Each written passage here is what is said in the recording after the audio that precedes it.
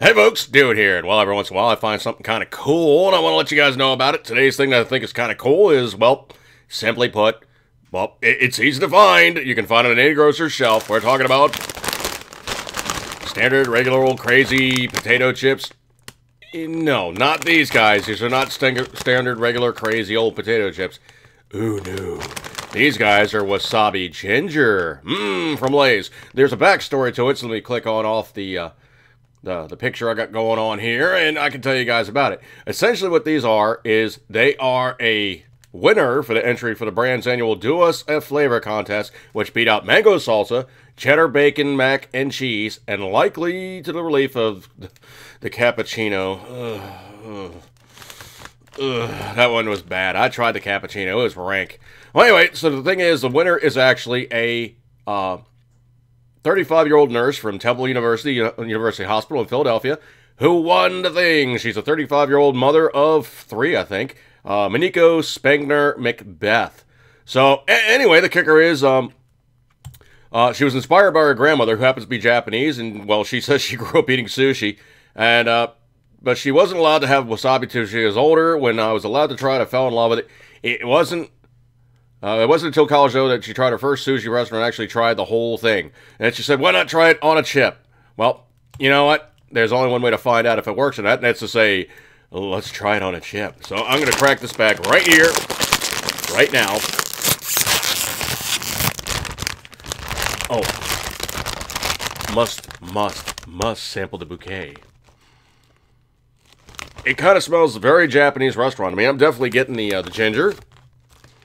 Not really smelling the wasabi so much, but, you know, it is a standard-looking potato chip. Nothing crazy there. Let me give this sucker a roll. And I do adore both wasabi and ginger. The pickled ginger in the sushi world is a condiment known as gari. So, G-A-R-I. Gari. And what happens is you take a bite of sushi, and, you know, you basically chew it, you enjoy it, whatever. Now, the classic thing is, I'm going to give you guys the backstory. You don't actually put wasabi in the soy sauce to dip the sushi into. If you do that in Japan, it's kind of seen as almost like an insult, so it's kind of one of those don't do it. I'm sure there's been enough cultural crossover at this point, you probably can get away with it. But essentially what it is, you're telling the sushi chef, or the zu, you know, T-S-U, the zu, T-S-U, zu. You always pronounce the T-S together like shoe, so zu. You're telling the sushi chef, or the zu, that his food is improperly seasoned, and he's not nailed the flavor profile. Now, personally, I put a humongous quantity of wasabi in my soy sauce before I dip that first piece of sushi in there. So let me give this sucker a roll. I commend it to you. Oh.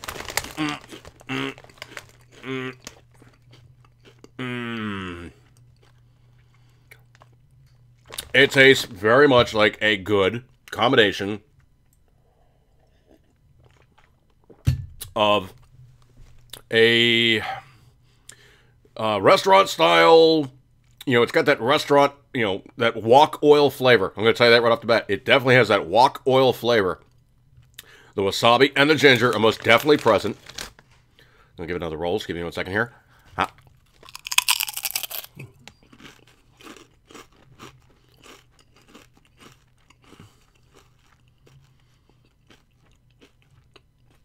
It's really good. I mean, it's not like to the top of your head off like you've just had way too much wasabi. Again, that's something else that's kind of cool about eating wasabi versus hot peppers. If you eat wasabi and you're getting a shot that's a little too heavy duty and you're going like, oh my god, it feels like soda water and flamethrower in my nasal passages. Oh, wow. All you have to do is take a swig of something and it knocks it down because the stuff that really lights you up is water soluble. Not like hot peppers, which are oil-based. Wasabi or the actual, you know, horseradish, the Japanese horseradish, is actually water soluble. I'm going to hit one more, folks, before I break off on this one, but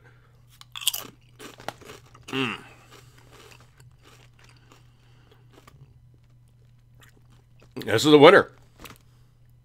If you guys like Japanese food and you definitely like wasabi and or ginger, it's going to be definitely something that just says, hi, how you doing? Bam, right in the back of your throat. Right in the taste buds, right in your nasal passages, but it's not too much wasabi. It's basically toned down for the American palate is what I see it as. I rather like it. This is definitely a good one. The cappuccino one sucked. And that's being polite. the cappuccino one sucked. And that does that's being real polite. The wasabi ginger one is a winner. So go ahead and grab yourself a bag. This is going to be on the shelves for at least for the next year until the next competition of Do Me a Flavor comes around. So I would say most earnestly and definitely most charitably, eat these until you are sick of them. Because, well, I'm not going to get sick of them. The only downside is the price of entry. It is a $3.50 bag for an 8-ounce bag. It's pretty fat, though, man. It's a pretty fat bag of potato chips. I think you guys aren't feeling too cheated. But, man, I'll tell you what.